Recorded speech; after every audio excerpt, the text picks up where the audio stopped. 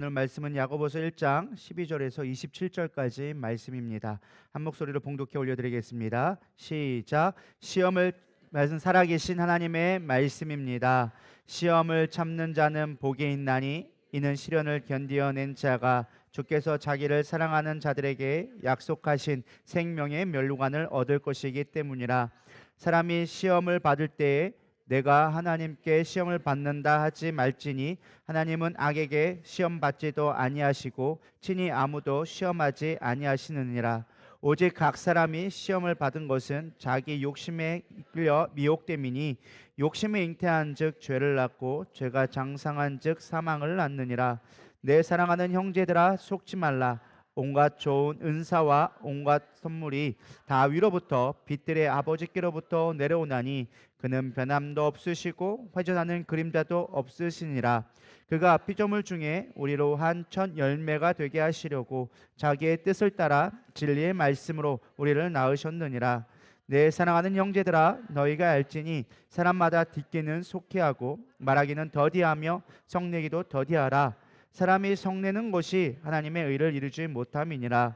그러므로 모든 더러운 것과 넘치는 악을 내버리고 너희 영혼을 능히 구원할 바 마음에 심어진 말씀을 온유함으로 받으라. 너희는 말씀을 행하는 자가 되고 듣기만 하여 자신을 속이는 자가 되지 말라. 누구든지 말씀을 듣고 행하지 아니하면 그는 거울로 자기의 생긴 얼굴을 보는 사람과 같아서 제 자신을 보고 가서 그 모습을 어떠했는지 곧 잊어버리거니와. 자유롭게 하는 온전한 율법을 들여다보고 있는 자는 듣고 잊어버리는 자가 아니요 실천하는 자니 이 사람은 그 행하는 일에 복을 받으리라. 스스로 경건하다 생각하며 자기 혀를 제갈 물리지 아니하고 자기 마음을 속이면 이 사람의 경건은 헛것이라. 하나님 아버지 앞에서 정결하고 더러움이 없는 경건은 곧 고아와 과부를 그 환난 중에 돌보고 또 자기를 지켜 새 속에 물들지 아니하는 그것이니라. 아멘. 자리에 앉으셔도 되겠습니다. 오늘도 성령 충만하기를 부탁드립니다. 우리 성령 충만해 되리라 믿습니다. 우리 신년 집회도 다 끝나고 미스발 기도회도 끝났는데요. 우리 믿음으로 잘 성장해 나갈 수 있는 저와 여러분 되기를 소망합니다. 행사가 끝났으니까 이제 풀어줘도 되겠지. 이게 아니라 행사가 끝났으니까 이제 우리는 더욱더 삶으로 이제 신앙을 증명해 나가야 되리라 믿습니다. 오늘 야고보 기자는 선한 자나 악한 자나 사실은 누구나 다 시험을 당한다라고 이야기해 주고 있습니다. 문제는 이 시험을 받을 때 사람마다 그 결과가 달라진다라는 거예요. 그 똑같은 시험을 받고 똑같은 고난을 받아도 어떤 사람은 승리로 생명을 얻는 반면에 어떤 사람은 그 시험이 미혹이 되어져서 넘어지게 되어진다. 분명하게 이야기해 주고 있습니다. 오늘 본문 말씀에 보면 여기 12절에 보면 시험을 참는 자는 복이 있나니 이는 시련을 견디어낸 자가 주께서 자기를 사랑하는 자들에게 약속하신 생명의 면류관을 얻기 때문이라 라고 얘기해 주고 있어요. 사실 시험과 시련이란 말을 여기서는 같은 말로 써주고 있습니다. 보면 앞에 시험을 참는 자는 복이 있나니 시련을 견디어. 그러니까 시험이 시련과 같다라고 얘기해 주죠. 이 말을 영어로 봤더니 테스트라고 해놨고 그 다음에 이 시련은 트레이닝이란 말로 해놨습니다. 쉽게 말하면 뭐예요? 시험 받을 때 어떤 고난을 받을 때 그것을 내가 단련하기 위한 훈련으로 받는 사람들은 이겨내는 사람들은 복이 있다라고 얘기해 주고요. 두 번째 시험은 조금 다른 말로 이야기해 주고 있습니다. 거기 보면 사람이 시험을 받을 때 내가 하나님께 시험을 받는다 하지 말지니 하나님은 악에도 시험을 받지 아니하시며 친히 아무도 시험하지 않는다. 오직 각 사람이 시험을 받는 것은 자기 욕심에 이끌려 미혹됨이니라. 똑같이 고난이 왔어요. 근데 뒤에서 뭐라고 얘기합니까? 미혹이란 말로 바꿔 썼습니다. 그러니까 시험을 똑같이 받는데 어떤 사람은 그거를 시련으로 받고 훈련으로 받고 어떤 사람은 똑같이 시험이 왔는데 테스트가 왔는데 그거를 템테이션 유혹을 받았다, 시험 들었다 이런 말로 우리가 해석해 볼 수 있다라는 것입니다. 근데 그 결과가 완전히 다르다라는 것입니다. 시련으로 받아들인 사람에게는 복이 있게 되어집니다. 이 복은 무엇이냐? 생명의 면류관이다라고 이야기해 주고 있습니다. 사실 당시 로마에 있어서 최고의 영예는 면류관이었습니다. 로마 황제가 쓰던 왕관은 어떤 모양이었을까요? 면류관 모양으로 이렇게 이파리가 이렇게 쭉쭉 된 걸로 하고 있었죠. 뭐 옛날에 왕제들은 뭐 이렇게 위로 세워가지고 동그랗게 뭐 이런 거 세웠는데 로마 황제는 이렇게 면류관으로 된 것들을 써가지고 있었습니다. 또 당시에 올림픽 경기에서도 가장 영예로운 1등을 하게 되어지면 지금이야 금메달, 은메달, 동메달 주지만 당시에는 면류관을 씌워줘서 가장 영광스러운 일로 영광스러운 자로 인정했다라는 것입니다. 그래서 인내하는 자에게는 생명의 면류관을 준다, 영광을 준다, 생명을 준다라고 약속해주고 있습니다. 반면 미혹을 받는 자들, 시험을 받았을 때 그거를 미혹받아서 시험으로 받은 사람들은 어떻게 되는가? 15절에 욕심이 잉태한즉 죄를 낳고 죄가 장성한즉 사망을 낳는다, 사망이 있게 되어진다라고 이야기해주고 있어요. 야고보 기자에게 비교를 해줍니다. 여러분 자세히 보면 이 말씀을 비교를 해주는데, 생명이 있는 자, 그거를 시련을 견디는 자는 생명을 얻고 그것을 미혹으로 받는 자는 사망을 낳게 되어진다. 인생의 과정으로 비교해줘서 말씀을 가르쳐주고 있습니다. 여기서 우리는 잘못 이해하는 것은 왜 우리에게 시험이 올까라고 생각한다라는 것입니다. 마치 하나님의 그 시험의 주관자인 것처럼 우리는 생각할 때가 많은 거예요. 그래서 사람들이 어떤 고난을 당하게 되어지면 이런 말들을 하죠. 하나님 왜요? 왜 나를 이렇게 힘들게 하는데요? 왜 하필이면 난데요? 이런 말들 해보셨을 것입니다. 나는 한 번도 안 해봤다, 그런 분 계시나요? 한 번씩은 아마 다 해보셨을 거예요. 하나님 왜 나에게 이런 고난을 주시나요? 하나님 왜 하필이면 난데요? 왜 하필이면 나에게 이런 고난을 주시는데요? 남들은 잘 먹고 잘 사는 것 같은데 왜 하필이면 저예요? 라고 우리가 기도할 때가 있었다라는 것이죠. 근데 중요한 건 13절에 보면 이렇게 나와져 있어요. 사람이 시험을 받을 때 내가 하나님께 시험을 받는다, 뭐 하라고요? 하지 말지니. 시험은 하나님이 주시는 분이 아니라는 거예요. 하나님은 악에게도 시험을 받지도 아니하시고 친히 아무도 뭐 한다고요? 시험하지 아니하지 하신다. 우리는 어떤 힘든 일이 당하고 고난이 오면 하나님이 그걸 줬다라고 생각합니다. 근데 그렇지 않다라는 거예요. 인생은 누구에게나 다 이 땅에 살아가는 동안 시험이 있을 수밖에 없다라는 거예요. 다시 말하면 고난 앞에 누구도 예외가 없다라는 것입니다. 믿든 아니 믿든 잘 살든 못 살든 가난하든 부자든 어리건 나이가 먹건 다 시험이 있다라고 이야기해주고 있습니다. 그러면 왜 도대체 우리 가운데 이렇게 고난이 있냐고요? 이 땅 편안하게 살면 좋지 않겠습니까? 하나님이 살아계시다면 고난이 없어야 되는 거 아닙니까? 라고 생각할지 모르겠습니다. 원래 하나님의 천지에 창조하실 때는요, 고난이 없었어요. 에덴 동산에서는. 문제는 사람이 범죄함으로 말미암아, 하나님 앞에 악을 행함으로 말미암아, 하나님을 떠남으로 말미암아 악한 것들이 나오기 시작하죠. 아담이 범죄함으로 말미암아 어떤 일이 나겠습니까? 땅에서 엉겅퀴가 나고 가시덤불이 나고 이 땅에 고난이 났다라는 것을 이야기해주고 있다라는 것입니다. 하나님은 선한 걸 우리에게 주기 원하세요.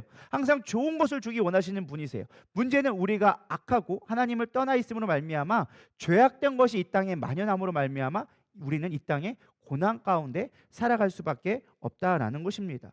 그 누구도 예외가 아니다라는 것입니다. 시험의 출처가 중요한 것이 아니라 우리는 이 시험을 받을 때 우리가 어떠한 자세로 살아가야 되느냐가 성경의 중요한 가르침이라는 거예요. 근데 우리는 늘 고민하는 게 뭐예요? 왜 하나님 나에게 고난을 주셨어요? 이 고난의 문제를 안다고 우리가 문제가 해결되는 게 아니라는 거예요. 중요한 건 그걸 우리가 어떻게 풀어나가야 하는가를 우리가 믿음으로 바라볼 수 있기를 소망합니다. 여기 보면요, 사실은 영어로 보면 왜 시험 받고 미혹받게 되어질까? 먼저 살펴보면 시련을 어떻게 이겨낼까? 그거보다 우리가 왜 미혹당하는가를 먼저 좀 살펴보기를 원합니다. 왜 미혹받게 되어지는가 살펴보면 여기 영어에 보면 I'm being, he himself 하는 것처럼 self라는 말이 나와 있어요. 그러니까 스스로 내가 미혹받게 되어진다. 그러니까 이건 누가 강요해서 되는 게 아니라 내 선택으로 말미암아 어떤 고난이 왔을 때 그것에 미혹당하여져서 죄로 인하여져서 내가 욕심으로 인하여져서 그것이 나를 사망으로 만들어간다라는 것입니다. 성경에 보면 가끔 이렇게 좀 헷갈리는 말들이 나옵니다. 출애굽기 4장에 보면은 모세가 나오는데요. 우리 다 같이 한번 읽어보겠습니다. 시작.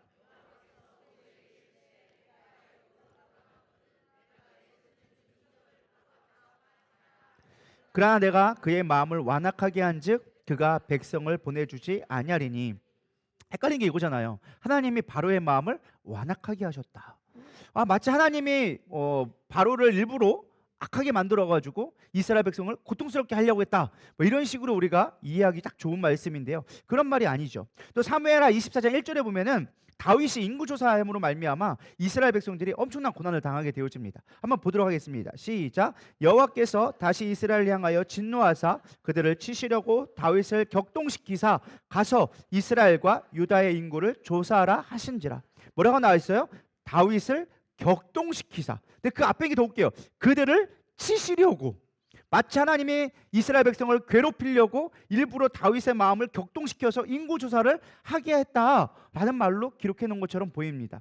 또 열왕기상 22장 10절에서 23절에 보면은 다윗이 나와요. 다윗이 보면 제가 읽어드리겠습니다. 여호와께서 말씀하시기를 누가 이 아합을 꾀어 그를 길르앗 라못에 올라가서 죽게 할까 하시니 하나는 이렇게 하겠다 하고 또 하나는 저렇게 하겠다 하였는데 한 영이 나와 여호와 앞에서 말하되 내가 그를 꾀겠나이다. 여호와께서 그에게 이르시되 어떻게 하겠느냐 이르되 내가 나가서 거짓말하는 영이 되어 그의 모든 선지자들의 입에 있겠나이다. 여호와께서 이르시되 너는 꾀겠고 또 이르르랴 나가서 그리하라 하셨은즉 이제 여호와께서 거짓말하는 영을 왕의 이 모든 선지자의 입에 넣으셨고 또 여호와께서 왕에 대하여 화를 말씀하셨나이다. 마치 보면 하나님이 천사를 보내서 일부러 거짓말하는 영을 만들어가지고 선지자들에게 거짓 선지자가 되게 하셔서 아합 왕이 범죄하도록 만들었다. 이런 식으로 우리가 읽을 수 있는 본문들이 있다라는 것입니다. 이 모든 말씀을 이렇게 조합해 보면 마치 하나님이 우리를 시험 들게 하고 우리를 넘어뜨린다라고 오해할 수밖에 없어요. 근데 사실 이 말씀의 의미는 그런 의미가 아니었어요. 말씀의 의미는 무엇이냐? 하나님의 이들이 스스로가 범죄하도록 하나님은 내버려 두었다라는 것입니다. 바로가 완악함을 이스라엘 백성을 하나님을 깨닫게 하기 위해서, 결론은 뭐예요? 이스라엘 백성이 하나님이 참 하나님을 알게 하기 위해서 바로가 악한 것을 그대로 내버려 두었다라는 거예요. 또 다윗으로 하여금 하나님 나라를 세우기 위해서 다윗을 깨닫게 하기 위해서 그의 마음에 격동한 대로 자기가 높아지고자 하는 마음대로 내버려 둬서 진짜 하나님이 다스린 나라가 어떤 나라인지를 깨닫게 하려고 그것을 내버려 두셨다라는 것입니다. 아합 왕도 마찬가지예요. 내가 이 아합 왕을 멸망케 하리라. 근데 하나님이 쳐서 졌게 하는 것이 아니라 스스로 그 마음 가운데 악한 영, 거짓된 것들을 듣게 하셔서 거짓 영들이 일할 수 있도록 그들이 할 수 있도록 보호하지 않으시고 내버려 두었다라는 것입니다. 결론을 살펴보면 오늘 본 말씀이 이렇게 나오져 있습니다. 14절에 오직 각 사람이 시험을 받는 것은 뭐로요? 자기 욕심에 끌려 미혹됨이니. 다윗도 그랬고요, 모세도 그랬고요, 아합 왕도 그랬고 다 뭐예요? 자기의 욕심으로 말미암아 죄가 나오게 되어졌다라는 것입니다. 로마서 1장 28절도 동일하게 얘기해 줍니다. 또한 그들의 마음에 하나님 두기를 싫어하며 하나님께서 그들의 그 상실한 마음대로 내버려 두사 합당하지 못한 일을 뭐게 했다? 하게 하셨다. 해라라고 등 떠민 게 아니라 그들 마음 가운데 악한 마음을 두고 하나님을 섬기고자 하지 않았기 때문에 하나님은 그대로 그것을 내버려 두었다라는 것입니다. 믿음의 사람들이 고난을 받는 거니 오히려 축복이 될 수밖에 없는 게 하나님의 하여금 보호하심으로 믿음으로 실현으로 이겨나갈 수 있도록 만들어 주신다는 거예요. 믿으십니까? 그러니까 우리가 악한 마음을 가지고 살아간다면 하나님은 그거 그대로 내버려 두는 거예요. 그에 대한 결과를 누릴 수밖에 없게 되어지는 거예요. 근데 우리가 하나님을 선택하고 하나님의 뜻 가운데 라면 하나님은 그 뜻 가운데 지켜주시고 보호해 주신다라고 하는 것이 오늘 야고보서의 가장 큰 중요한 핵심 내용인 것입니다.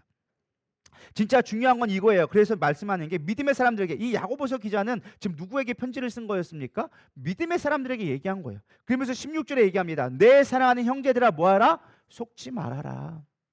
너희들 미혹당하는 거, 내 마음에 있는 그 사단이 주는 생각 때문에 속지 말고 너희들은 지금 믿음으로 살아가야 돼. 지금 믿음의 행실을 통하여서 우리가 어떤 시련이 오고 고난이 와도 그걸 믿음으로 견뎌낼 수 있을 때 너희들이 온전한 삶이 될 수 있다라고 이야기해 주고 있는 것입니다. 전 여러분들이 삶이 어렵다 하여져서 미혹되지 않기를 소망합니다. 육체의 욕망에 넘어가지 않기를 소망합니다. 우리는 무엇보다 하나님이 주시는 그것을 시련으로, 내 삶에 어렵다 할지라도 그것을 훈련으로 믿음으로 마음 받아들여서 믿음으로 대응해야 되리라 믿습니다. 그러나 무엇보다 성경에서 뭐라고 얘기하느냐? 인내해야 된다라고 가르쳐주고 있습니다. 시험이 오거든 시련이 오거든 너희들은 인내해라. 제가 요즘에 운동을 하니까 계속 운동적인 얘기밖에 안 하고 있는데 여러분 몸은 그냥 변하지 않습니다. 운동을 하고 나면 아파야 정상인 거예요. 사실은 노페인 노게인, 아프지 않고 사실 내 몸에 자극이 오지 않고는요 몸은 변하지 않습니다. 그것을 인내해야 돼요.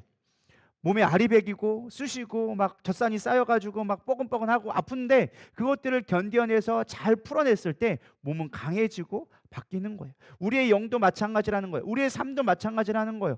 시험이 오면 힘들어요. 그러나 그거를 잘 견디고 올바르게 훈련을 하면 그것이 나를 강하게 만든다라는 거예요. 믿으십니까? 제가 운동을 요즘에 하다 보니까 계속 공부를 하게 되어져요. 공부를 하는데 항상 하는 말이 거의 동일해요. 정확한 자세로 해라. 운동을 한다고 다 되는 게 아니라 정확한 자세로 해야, 내가 딱 타겟하는 그 부위에 운동을 해야 이게 정확하게 근육이 되어지고 이게 살이 되면서 건강하게 되는 것이지, 막 하면은 오히려 다친다라는 거예요.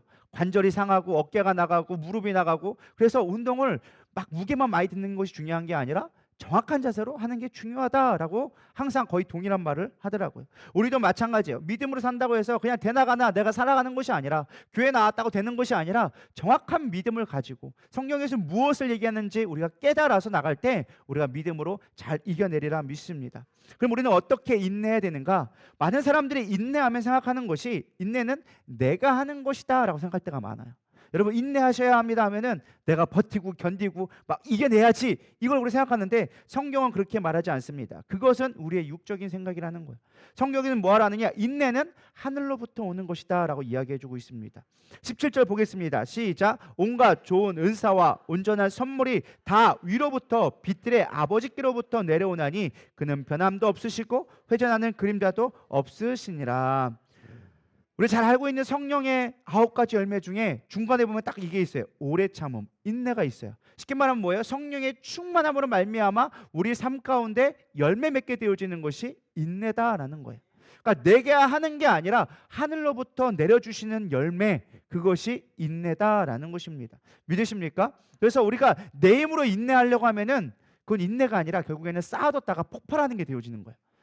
그걸 잘 눌러놨다가 막 힘을 증가시켜서 한 방에 빵 터뜨려 버리는, 이거는 인내가 아니에요. 인내는 우리 안에서 그걸 견뎌낼 수 있는 힘이 생기는 거예요. 믿으십니까? 무게를 하면서 견뎌냈더니 어느 순간 내가 5kg밖에 못 들던 걸 10kg 들고 15kg 들고, 이게 인내지 막 쌓아놨다가 뻥 하고 하는 게 아니라는 거예요. 그래서 우리 가운데 온전한 인내를 거둬야 되리라 믿습니다. 근데 온전한 인내를 하나님이 주신다고 해서 우리가 아무것도 안 하고 가만히 있는다고 인내가 생기는 건 아니에요. 항상 하나님은 우리를 통하여서 역사하시고 그 일의 열매를 맺게 하시는 것이죠. 그럼 우리는 어떻게 인내를 거둘 수 있는가? 오늘 좀 그런 것들을 살펴보려고 하는데요. 첫 번째 보면 이렇게 나와져 있습니다. 18절에 보면 그가 그 피조물 중에 우리로 한 첫 열매가 되게 하시려고 자기 뜻을 따라 진리의 말씀으로 우리를 낳으셨느니라. 아멘. 중요한 가장 기본적인 원칙이 있어요. 우리가 하늘로부터 인내의 열매를 걷기 위한 가장 첫 번째 원칙이 무엇이냐? 진리의 말씀으로 우리를 새롭게 해야 된다는 거예요. 거듭나게 해야 된다는 거예요. 진리의 말씀은 누굴까요? 예수 그리스도를 얘기해요. 특별히 여기서 첫 열매라고 얘기하는 건 바로 예수님을 얘기합니다. 예수님이 어떤 첫 열매예요? 구원의 첫 열매가 되셨잖아요. 십자가에 죽으시고 부활하시면서 부활의 첫 열매가 되시고 구원받는 자의 모습의 첫 열매가 되심으로 말미암아 그 첫 열매 안에 우리가 연합되어질 때, 그러니까 쉽게 말하면 우리가 믿음으로 주님과 붙어있게 되어지고 연합되어질 때 비로소 우리로 하여금 인내의 열매를 맺게 되어진다라는 것입니다. 그게 가장 중요한 원리예요. 그것 한 다음에, 그러니까 주님께 붙어 있는 다음에 우리가 이제 무엇을 해야 될지를 좀 생각해 보려고 합니다. 첫 번째는 무엇이 하냐? 말을 잘해야 됩니다. 인내의 가장 큰 핵심 중에 하나가 무엇이냐? 말이에요. 우리가 가장 인내하지 못하는 게 어디예요? 말. 우리는 생각하지 않고 말할 때가 너무 많습니다. 그냥 생각나는 대로 말하죠. 생각하고 말하는 게 아니라 생각이 나는 대로 말하는. 사실 그러면 우리가 너무나 많은 실수를 하게 되어지고 많은 화가 우리에게 닥치게 되어지는 것입니다. 26절에 보면은 이렇게 나와져 있습니다. 누구든지 스스로 경건하다 생각하며 자기 혀를 재갈에 물리지 아니하고 자기 마음을 속이면 이 사람은 경것은 헛것이니라. 어느 날 하나님을 인정하는 삶 가운데 가장 중요한 것 중에 하나예요. 혀를 길들일 수 있는 자는 세상을 지배할 수 있다라고도 이야기합니다. 사실 부부 싸움도 엄청난 갖고 싸우지 않아요. 말 한마디 때문에 싸우게 되잖아요. 말은 생각을 담고, 생각은 인격을 담고 있고, 인격은 우리의 존재, 영적인 것에 되어져 있습니다. 여러분 잘 생각해 보세요. 하나님이 천지를 창조할 때 뭘로 천지를 창조하셨죠? 말씀으로. 그리고 우리가 구원받는 것도 뭘로 구원받아요?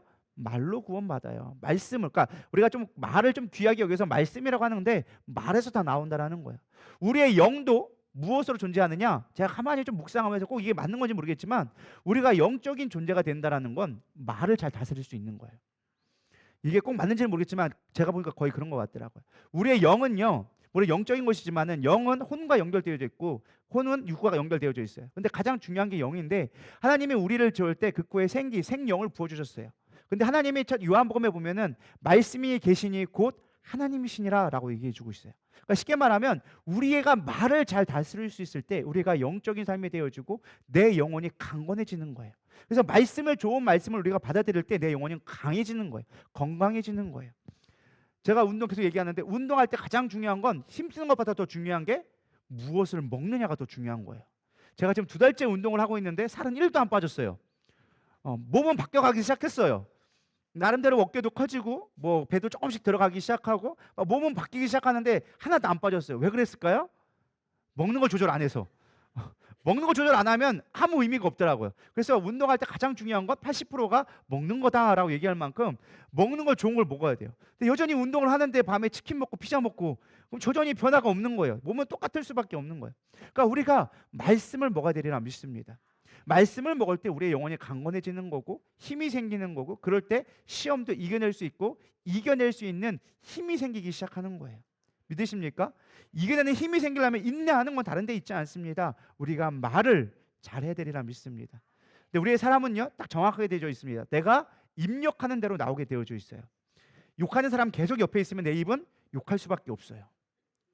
그렇죠. 저는 누구를 꼬집어서 얘기한 건 아니에요.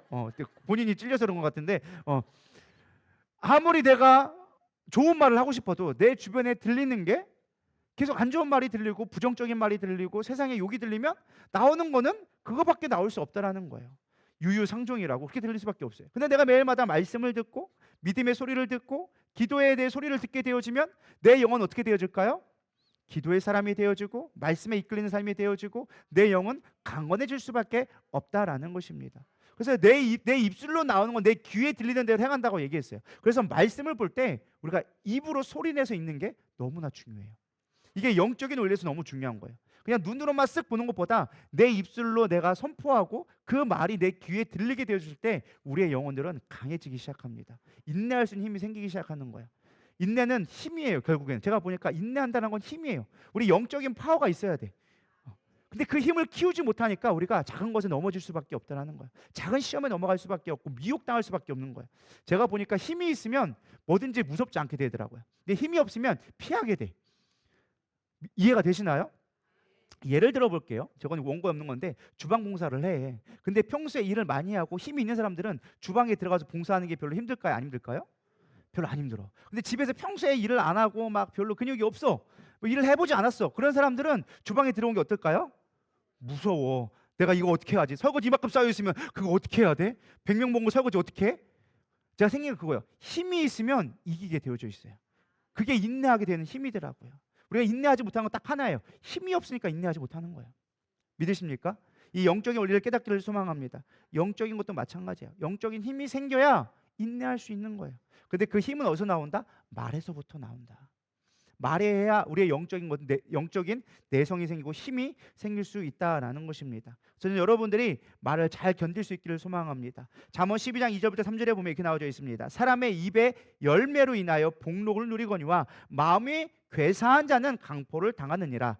입을 지키는 자는 자기의 생명을 보존하나 입술을 크게 벌리는 자는 멸망이 오느니라.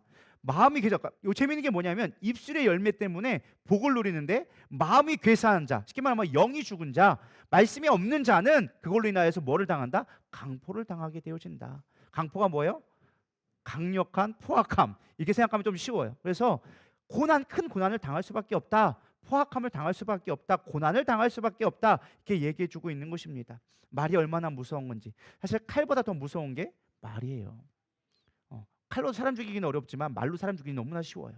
그렇기 때문에 우리는 말을 잘 지켜야 되리라 믿습니다. 두 번째, 우리가 인내할 수 있는 방법은 무엇이냐? 감정을 다스려야 된다라고 가르쳐주고 있습니다. 20절 다 같이 읽어보겠습니다. 시작. 사람이 성내는 것이 하나님의 의를 이루지 못함이니라. 우리가 잘 시험하고 인내하려면 무엇보다 감정을 잘 다스리는 것. 감정을 인내하기가 너무 힘들어. 사실 사람은요, 화를 내지 않는 건 정말 어렵습니다. 화를 낸다라는 건요, 지극히 본성적인 반응이에요. 화를 내지 않는 거는 사실 우리가 생존할 수 있는 의지를 잊어버렸다는 거예요. 우리가 인사이드 아웃이라고 영화를 봤잖아요. 거기 보면 이제 막 거기 뭐 화내는 분노가 있어요. 그러면 거기 가끔 내가 막 분노가 나온단 말이죠. 분노한다라는 것은 우리 몸 가운데 막 엔돌핀을 만들고 막 흥분제 신경 호르몬을 만들고 심박을 빨리 해서 우리가 어떤 위경 상황에 닥쳤을 때 빨리 그거를 피하거나 해결할 수 있도록 만들어주는 과정 중에 하나가 호르몬적인 반응이 바로 분노한다라는 거예요. 그러니까 분노는 되게 자연스러운 행위라는 거예요. 그것을 억지로 누른다고 되지는 않아요. 그러니까 많은 사람들이 분노를 참아야지 하는 건 내가 숨을 이렇게 올라오는 거를 참아야지 막 그렇게 생각하는 거예요. 내가 화를 내지 말아야지 하는데 그건 내 마음대로 안 돼요. 여러분 화가 내 마음대로 되나요? 화가 난다라는 자체는 자연스러운 현상이에요. 중요한 건 불이 있을 때 불을 얼마나 잘 다스리냐가 중요한 것이지 불 자체가 문제가 아니라는 거예요. 이해가 되시죠? 인류의 가장 큰 발전이 뭐였을까요? 불을 발견한 거였어요. 불은 너무나 우리 삶 가운데 유용한 거예요. 불을 잘 쓰면 따뜻하고 우리가 밥을 해 먹을 수도 있고 너무나 필요한 거죠. 근데 불을 잘못 쓰면 산불이 되어지고 화재가 되어지면 그때부터 화가 재앙이 되는 거예요. 그래서 화재가 되는 거예요. 이해가 되시죠? 그래서 이해가 되시죠? 제가 틀린 말 했나요? 갑자기 뭐 이상한 반응을 기대하셔가지고 딴 때는 뭐 이렇게 아멘은 안 하시더만 일 때만 반응하시네. 화가 재앙이 되는 게 화재예요. 그러니까 불을 잘못 쓰면 재앙이 되는 거예요. 우리가 화를 잘 쓰면 의롭게 쓸 수가 있어. 근데 화를 잘못 쓰면 망하게 되어지는 거예요. 그래서 우리는 화가 나는 자체가 문제가 아니라 화를 어떻게 잘 다스릴 수 있을까를 해야 된다라는 것입니다. 근데 화를 잘 우리의 인간적인 것을 잘 다스릴 수 있는 방법 중에 하나는 사실 육신의 정욕이 너무 강해지면 가장 쉽게 죽일 수 있는 방법이 있어요. 제가 해보니까 딱 효과는 만점이더라고요. 금식하면 돼요. 금식하면 화날 일이 없어. 세상에 의욕이 없어. 그냥 먹는 것밖에 생각이 안 나. 오늘 힘이 메가리가 없어. 그러면은 화날 일도 없어. 너는 떠들어라. 나 그냥 있을라. 화날 힘이 없어. 해보신 분들은 알아. 그래서 내 육신의 욕망이 너무 강하고 화가 자주 난다. 딴 거 없어요. 금식하면 돼요. 그러면은 바로 돼. 근데 우리가 사실은 맨날 금식을 할 수가 없잖아요. 저도 금식 되게 안 좋아하거든요. 근데 금식을 우리가 하지 못한다면 다르게 방법을 좀 할 필요가 있어요. 어떻게 다스려야 되느냐? 우리 21절에 그 방법을 나와져 있어요. 가장 좋은 방법은 금식인데 금식이 힘드니까 21절로 우리가 같이 한번 다스려 봤으면 좋겠습니다. 읽겠습니다. 시작.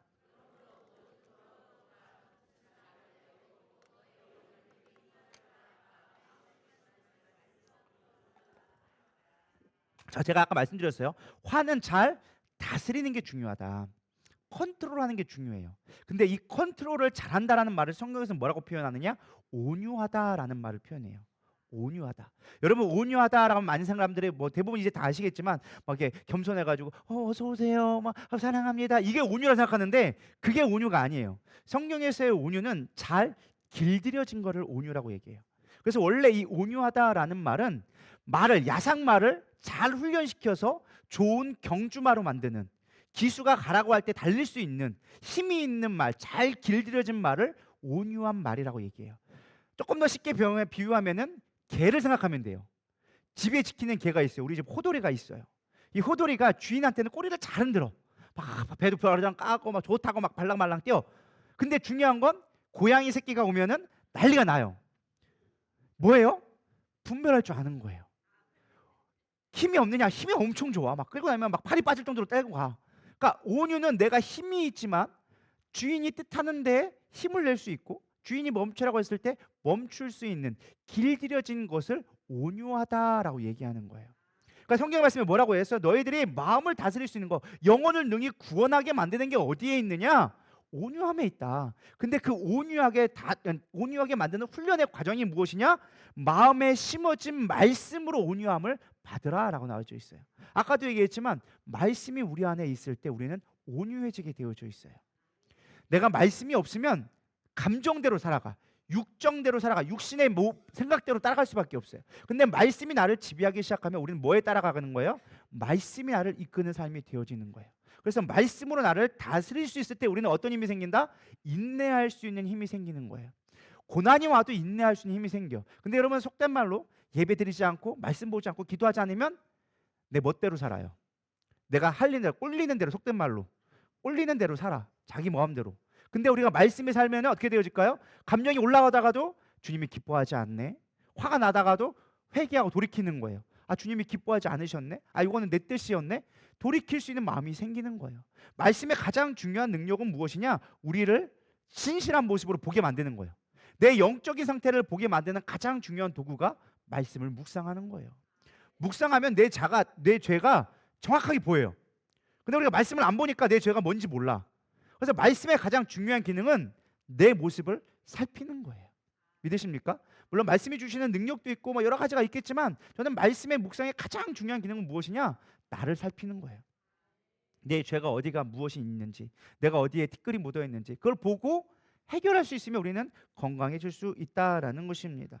그래서 말씀으로 우리가 강력해지기를 소망합니다.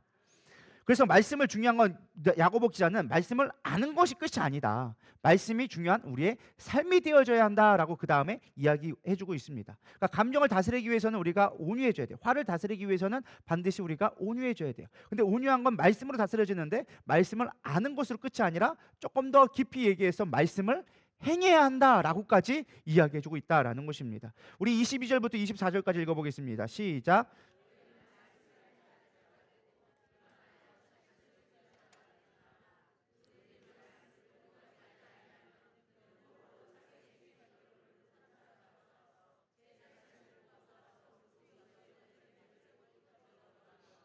예, 정확하게 얘기해주고 있죠. 뭐라고 했어요? 말씀을 듣고 행하지 아니하면 거울로 자기 생긴 얼굴을 봤다라는 거예요. 아, 여기가 더러워졌네. 아, 여기 여드름이 났네. 여기 티끌이 묻었네. 봤다라는 거예요. 근데 행하지 않으면 뭐 했다는 거예요? 닦지 않으면 뭐 한 거예요? 여전히 묻어 들어오 있다는 거예요. 너희들이 말씀만 보고 행하지 않으면 묻은 거 그대로 갖고 그냥 똑같이 살아간다는 거예요. 그러면 어느 순간 가다 보면은 자기가 뭐 묻었는지 또 까먹고 또 살아간다는 거예요. 중요한 포인트가 이거예요. 말씀을 아는 걸로 그치지 말자는 거예요. 인내하고 하려면 내가 헬스 가가지고 여기 들어야 된다는 거 모르는 사람 누가 있어요? 달려야 된다는 거 모르는 사람 누가 있냐는 거예요. 여기 모르는 사람 하나도 없어요. 중요한 건 여러분은 왜 변하지 않을까요? 안 하니까 힘든 거예요. 안 하니까 건강이 나쁜 거고 안 하니까 힘이 안 생기는 거예요. 중요한 건 해라. 말씀이 가르쳐줬으면 그대로 행할 때 너희들이 힘이 생기고 인내할 수 있는 힘이 생기게 되어진다라는 것입니다. 가끔 어떤 사람이 헷갈려합니다. 아니 로마서에 보면 오직 믿음으로 말미암아 구원받는다고 하는데 야고보 기자는 왜 행하지 않으면 구원이 없다고 얘기합니까? 도대체 누가 맞는 겁니까? 라고 얘기합니다. 그거는 성경을 모르니까 하는 말이에요. 그게 그 말이에요. 왜 그게 그 말인지 제가 잘 설명드리도록 하겠습니다. 뭐 처음 보신 분도 있고 하니까 좀 설명을 드리면 구원은 한 번의 이례적인 사건이 아니에요. 그걸 얘기하는 건 구원파예요. 아, 내가 한 번 구원받았으니까 그걸로 끝. 이제 네 마음대로 살아야 돼. 이건 구원파나 하는 얘기예요. 구원은 특징은 무엇이냐? 연속성이에요. 구원은 단회적인 사건. 2000년 전에 예수님이 날 위해 죽으셔서 끝. 나 그거 믿었으니까 이제 난 영원토록 구원받아. 이게 아니라는 거예요. 물론 과거적 구원이 있어요. 과거에 2000년 전에 예수님 우리 죄를 다 대속해 주셨어요. 우리의 과거의 죄와 현재와 미래의 죄. 근데 중요한 게 이 죄는 우리는 뭐라고 생각하느냐? 세상적인 죄를 생각하는 거예요. 율법적 도덕적인 죄를 생각하니까 아, 내가 이제 죄를 지어도 된다라고 생각하는 아주 단순한 생각을 해. 근데 성경에서 말하는 죄의 모습은 그게 아니야. 하나님과의 관계를 얘기하는 거예요. 하나님과의 관계가 끊어졌냐 붙어 있느냐 이게 중요한 거예요. 너희가 내 안에 내가 너희 안에 있느냐 이게 중요한 포인트라는 거예요. 근데 하나님께서 십자가의 대속함으로 말미암아 화목케 하는 직책을 주셨어요. 화목케 하셨다라는 거예요. 하나님과 우리 사이의 관계가 온전해졌다라는 거예요. 붙어있게 됐다는 거예요. 가지가 접붙임 바 되어졌다는 거예요. 예수님이 비유해 준 게 그거잖아요. 너희가 가지 접붙임 바 되었다. 원래 돌감람나무였는데 이제 참감람나무에 붙어서 좋은 열매를 맺게 될 거다. 구원의 열매를 맺게 될 거다 라고 얘기해 주고 있는 거예요. 그러니까 구원의 십자가의 사건이 필요 없는 게 아니라 그거는 과거의 사건. 우리가 접붙임 바 된다라고 생각하면 돼요.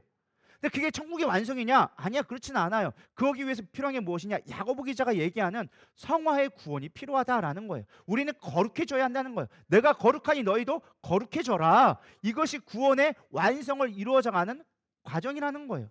믿으십니까? 그래서 구원은 그냥 예수님 믿음으로 끝 그게 아니에요. 그거는 내가 접붙임 바 된 거야. 이미 끝났어. 그거는 내 의미가 아니야. 내가 할 수 있는 영역이 아니야. 하나님이 해주시는 거야. 우리는 믿음으로 고백하는 거예요.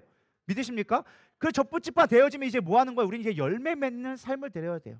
성화의 삶, 붙었다고 다 되는 게 아니라 좋은 영양분을 받아서 내 스스로 열매를 맺게 되어지는 성령의 열매를 맺게 되어지는 삶이 되어져야 한다는 거예요. 그거를 성화라고 얘기하는 거예요.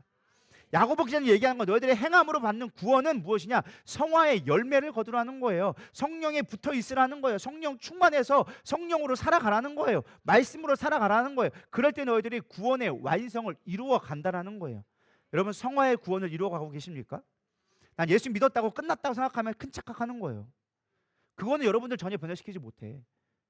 우리가 끊임없이 주님으로부터 받는 공급의 말씀이 필요하다는 거예요. 예배를 통하여서, 말씀을 통해서, 기도를 통해서, 하나님과 밀접한 관계를 통해서 공급받아야 열매를 맺을 거 아니에요. 그걸 성경을 말하면 성령 충만이다라고 얘기하는 거고, 구원받은 건 성령 세례라고 얘기해 주는 거예요. 침례라고.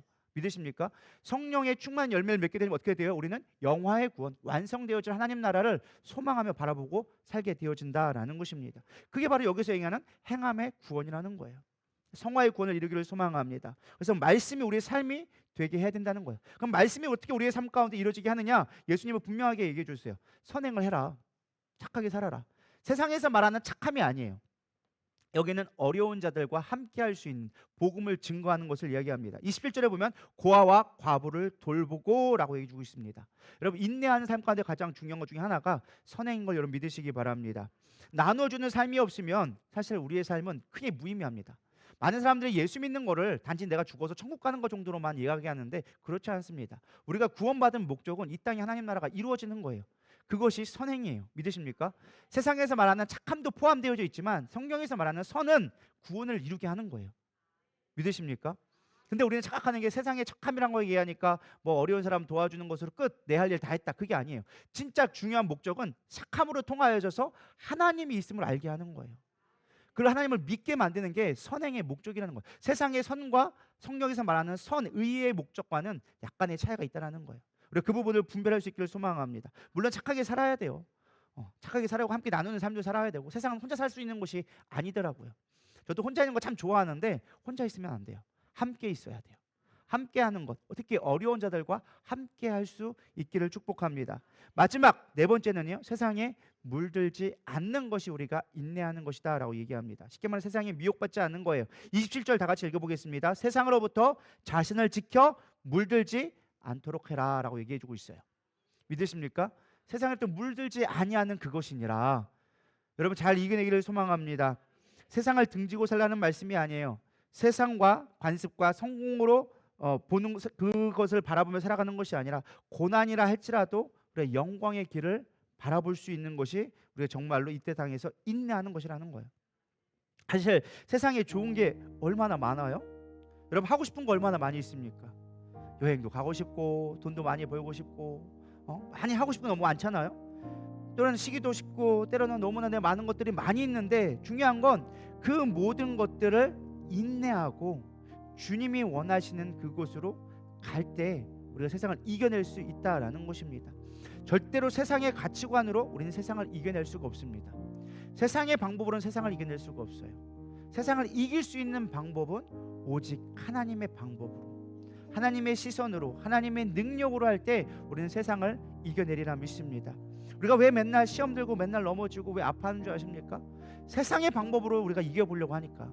세상에서 열심히 살면 내가 뭔가 성공하겠지? 세상의 지식의 방법으로는 내가 이기겠지? 내가 세상에서 노력을 하면 이기겠지? 아니요. 우리는 세상의 방법이 아니라 하나님의 방법으로 살아갈 수 있는 저런 되기를 소망합니다. 고린도후서 10장 31절은 얘기합니다. 그런즉 너희가 먹든지 마시든지 무엇을 하든지 다 하나님의 영광을 위하여 하라라고 이야기해주고 있습니다. 어느덧 새해가 지나가고 있습니다. 우리가 고난을 받고 시련을 당한다 할지라도 여러분 그것을 시험으로, 그러니까 시련으로, 훈련으로 잘 받아내기를 소망합니다. 인내함으로 잘 이겨낼 수 있기를 소망합니다. 원망하지 마시고 불평하지 마시고 감사하세요. 저도 항상 담임 목사님이 저를 기도해 주시면 항상 하는 말씀이 감사해라, 감사해라, 불평하지 마라, 원망하지 말아라. 나 안 하는 것 같은데도 모르게 나도 하고 있는 거예요. 평가하고 판단하고 있고, 이건 이래서 안 되고 저건 저래서 안 되고, 이건 이렇게 해야 되는데 왜 이렇게 안 할까? 내가 나도 모르게 판단하고 생각하다 보니까 육신의 생각이 나를 지배하니까 내 안에 감사가 사라지는 거예요. 근데 그냥 주님이 주신 거라고 한다면 우리는 믿음으로 믿고 감사하며 나가야 되리라 믿습니다. 그럼 하나님이 여러분이 생각했던 그 방법이 아니다 할지라도 놀랍게 여러분의 삶들을 주관해 주실 거예요. 그거는 시련을 견뎌내는 사람이에요. 믿음으로 자라나게 되어지는 거예요. 근데 내 육신의 방법으로, 내 어떤 계획으로 하게 되어지면 그거는 시련이 아니라 미혹이 되어지는 거예요. 욕심이 잉태한즉 죄가 났고 죄가 장성한즉 사망을 낳느니라. 이 결과를 갈 수밖에 없는 거예요. 여러분 가운데 두 가지 선택이 있습니다. 시련을 받으시겠습니까? 미혹으로 받으시겠습니까? 고난은 언제든지 있다니까요. 이 땅에 우리는 고난 가운데 살아갈 수밖에 없어요. 고난이 없는 게 아니에요. 고난을 없앨 수도 없어요. 왜? 우리가 죄 가운데 살아가기 때문에. 중요한 건 우리가 뭐예요? 어떠한 선택으로 어떠한 열매를 맺을까는 우리가 선택할 수 있는 거라고 믿습니다. 여러분, 이 한 해 동안 여러분들이 하나님의 능력으로, 하나님의 시선으로, 하나님의 생각으로 우리가 올바른 선택하며 인내하며 올 한 해도 승리해 나갈 수 있는 저 여러분들을 축복합니다. 우리 이 시간 찬양하며 나가도록 하겠습니다. 여러분이 잘 아는 찬양인데요, 우리 주님과 주와 같이 길 가는 것, 우리 찬양하시면서 기도하고 우리 나가도록 하겠습니다.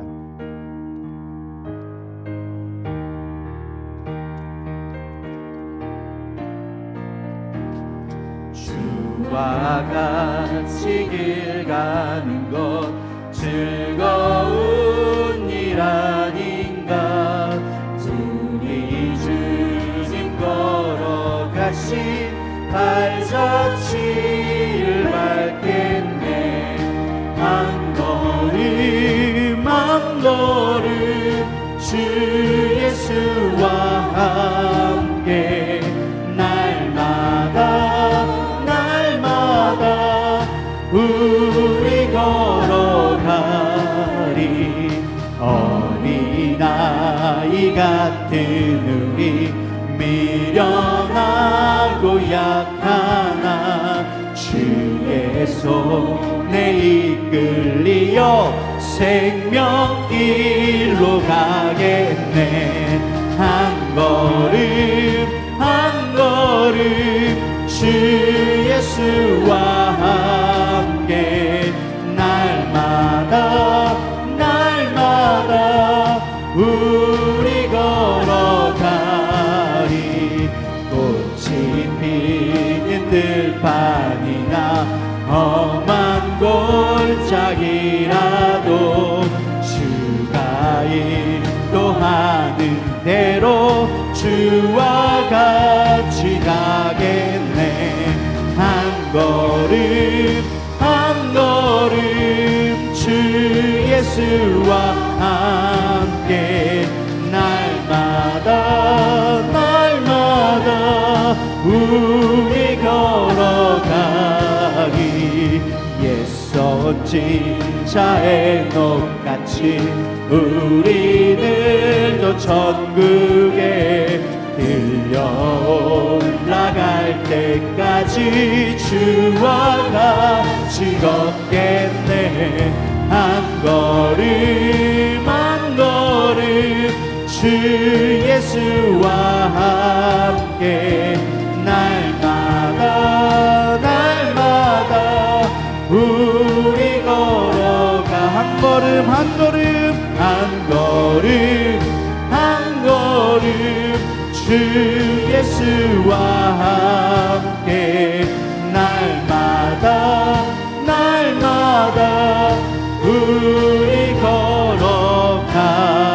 걸어가리. 우리 이제 잠시 기도하며 나가기를 소망합니다. 하나님, 그렇습니다. 날마다 주님과 동행하는 삶이 되게 하여 주시옵소서.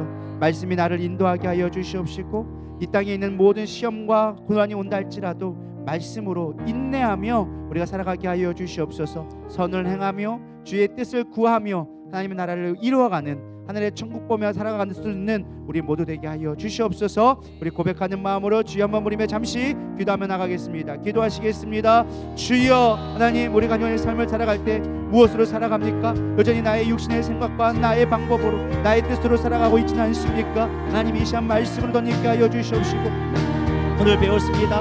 나에게 아버지 생명을 취할 것인지 사망을 취할 것인지, 하나님, 내 앞에 놓여있는 이 인생의 두 갈래 가운데 생명을 선택할 수 있는 하나님의 이 시련을 견뎌낼 수 있는 믿음이 되게 하여 주시옵소서. 육신의 생각 앞에, 세상에 보여지는 것들 앞에 미혹당하지 아니하고 하나님만 바라보며 믿음으로 살아갈 수 있는 참된 주의 백성이 되게 하여 주시옵소서. 말씀을 행하는 믿음이 있게 하여 주시옵소서. 머리로 하는 신앙이 아니라 마음으로 영으로 깨달아 말씀을 실천하며 나아가는 우리의 삶이 되게 하여 주시옵소서. 오늘도 주님을 의지합니다. 주님을 바라봅니다. 하나님, 힘으로 나가게 하여 주시옵시고 오늘도 위로하여 주시옵소서. 말씀이 나를 위로하게 하여 주시옵시고 말씀이 나를 보호하는 충정한 삶이 무엇인지 깨닫게 하여 주시옵소서. 하나님의 영광 되어진 삶이 되기를 원합니다. 함께 하여 주시옵소서. 윈네스카 이런데스로 윈네스카와 이런데스라바카 주님 붙들어 주시옵소서. 우리의 삶을 붙들어 주시옵소서. 힘 주시옵소서. 인내하게 하여 주시옵소서. 주님만 바라보는 삶이 되기를 원합니다. 주님 함께 하여 주시옵소서.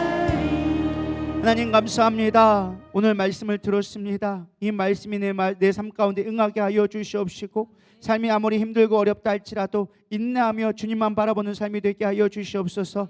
우리가 모르는 사이에 세상에 미혹되어져서 세상의 방법으로 육신의 생각으로 우리는 죄악된 길을 선택하게 될 때가 너무나 많이 있습니다. 깨닫게 하여 주시옵시고 분별하게 하여 주시옵시고 오직 주님이 원하시는 삶, 주님이 이끄시는 삶으로 갈 수 있도록 주님 역사하여 주시옵소서. 이제는 우리 주 예수 그리스도의 은혜와 하나님의 무한하신 사랑과 성령님의 내주교통 위로하심이 이제 참된 인내를 거둠으로 말미암아 이 땅에 수많은 시험이 오고 어려움이 온다 할지라도 하나님 시련으로 그것을 기꺼이 이겨나갈 수 있는 그렇게 원하는 이들 위해 말씀으로 순종하며 따르기 원하는 이들 위해 이들의 가정과 사업 위에 이제로부터 영원토록 함께 계실지어다. 아멘.